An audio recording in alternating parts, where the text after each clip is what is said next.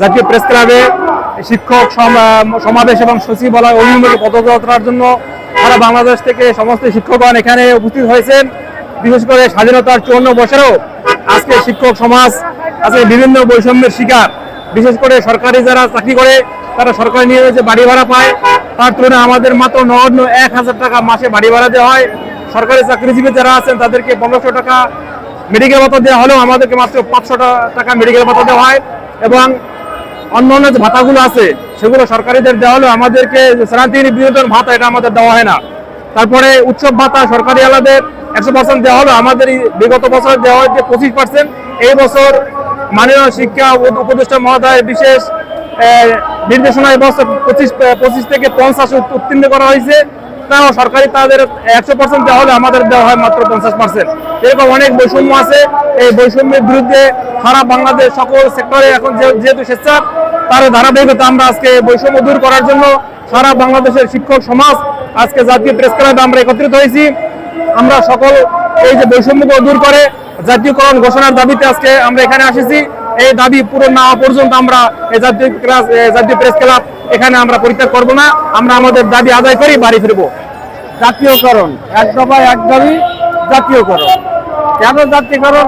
আসলে আমাদের একেবারে বৈষম্য রেখে গেছে। সরকারিভাবে যেসব সুযোগ সুবিধা ছিল আমাদের কিন্তু কোনো কিছু দেওয়া হয় না।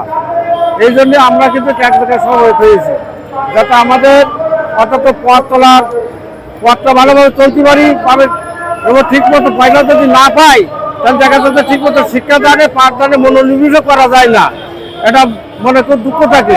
যার জন্য আমরা বাংলাদেশের সকল প্রান্ত থেকে এই মিডিয়ার সামনে উপস্থিত হয়েছি যাতে মোটামুটি আমাদের এই দাবিটা মেনে নিয়ে, আর মেনে যদি না নেয় তাহলে আমরা আপাতত বাড়ি যাচ্ছি না।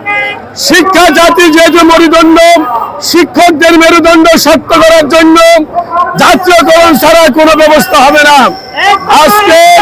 আজকের এই জনসমুদ্র থেকে আমাদের একটাই দাবি, একটাই দফা, শিক্ষকদের জাতীয়করণ করা। জাতীয়করণ না করা হলে এই রাজপথ বাংলার কোন শিক্ষক ছেড়ে যাবে না।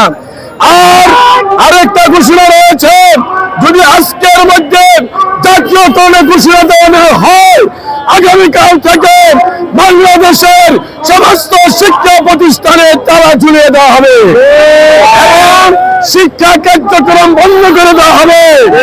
সুতরাং আজকের এই সমাবেশ থেকে আমাদের একটাই ঘোষণা, এই দাবি শুধু শিক্ষকদের দাবি নয়, এই দাবি প্রত্যেকটা জাতির, বাঙালি জাতির অভিভাবক, শিক্ষার্থী সহ সকলের দাবি শিক্ষকদেরকে জাতীয়করণ করা হোক।